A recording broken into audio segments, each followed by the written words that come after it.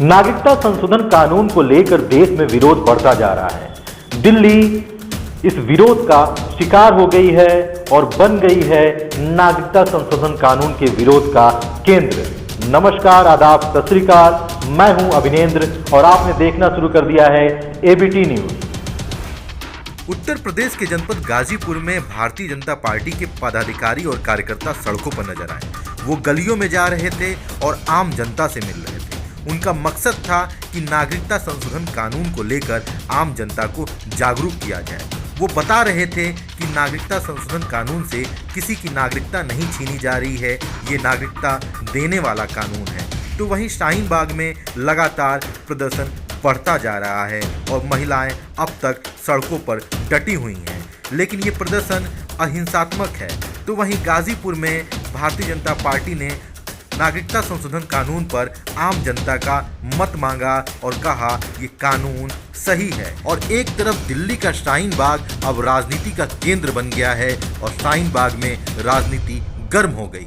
सिलमपुर हो, जामिया हो या फिर शाहीन बाग, बीते कई दिनों से सिटीजनशिप अमेंडमेंट बिल को लेकर प्रदर्शन हुए।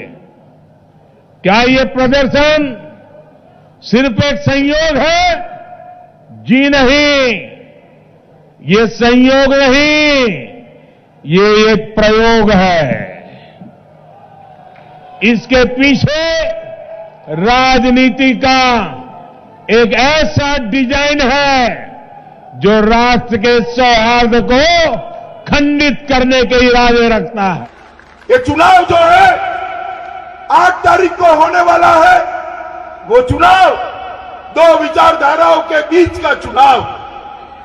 एक और ये राहुल बाबा एंड केजरीवाल एंड कंपनी खड़ी है जो शाहीन बाग में नारे लगते हैं, हमें चाहिए जिन्ना वाली आजादी। वो कहते हैं we are with Shaheen Bagh. मैं आपको पूछना हूं सदर बाजार वालों, you are with Shaheen Bagh? जोर से बोलो, you are with Shaheen Bagh. ऊपर सभी लोग बोले you are with Shaheen Bagh. मित्रों, ये निर्लज्ज होकर कहते हैं we are with Shaheen Bagh. किस चीज के साथ हुआ? जिन्ना वाली आजादी मांगने वाले को साथ हो। दिल्ली में हर पार्टियां चुनाव प्रचार कर रही हैं। चुनाव सर पर है और घोषणा 11 फरवरी को होनी है।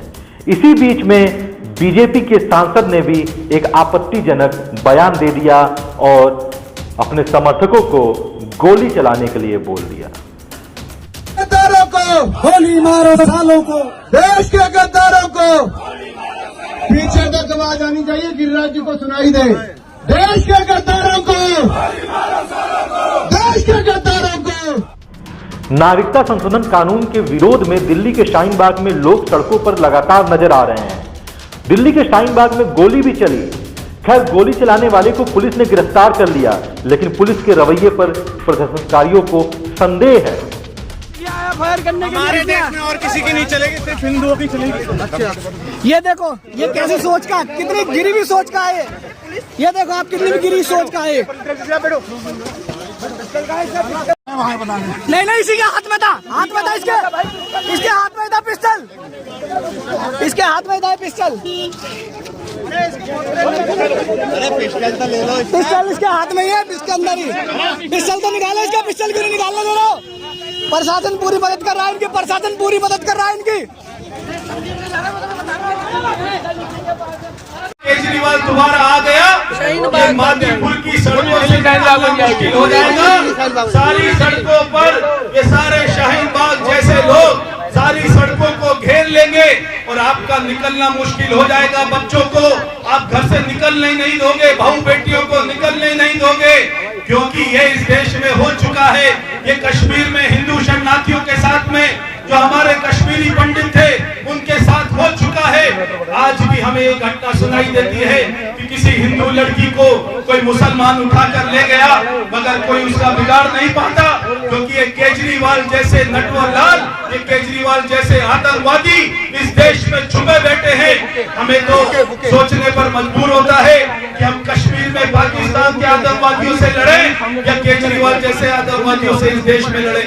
बीजेपी के नेता कहते हैं केजरीवाल आतंकवादी है। अपना तन मन धन अपनी पूरी जिंदगी मैंने देश के लिए कुर्बान कर रखी है। कभी अपने परिवार की नहीं सोची, मैंने कभी अपनी घर की नहीं सोची। 24 घंटे रात दिन देश के लिए लगा रहता हूँ। इनकम टैक्स में कमिश्नर की नौकरी करता था, तब तक तो क्या पता था, कोई सोचा भी नहीं था मुख्यमंत्री बनेंगे। इनकम टैक्स कमिश्नर की नौकरी छोड़ के रिजाइन करके अन्ना जी के साथ हो लिया मैं भ्रष्टाचार के खिलाफ आंदोलन। प्रधानमंत्री और गृह मंत्री ने लोगों से लगातार कहा है कि इस कानून से किसी की नागरिकता नहीं जाने वाली, लेकिन फिर भी लोग सड़कों पर विरोध कर रहे हैं। लोगों के अनेक राय हैं, विरोध करने के अनेक कारण हैं, लेकिन संसद में विपक्ष के विरोध के सुर गूंज उठे। हम कौशल विकास जैसे महत्वपूर्ण विषय पर प्रश्नकाल में चर्चा हो रही है।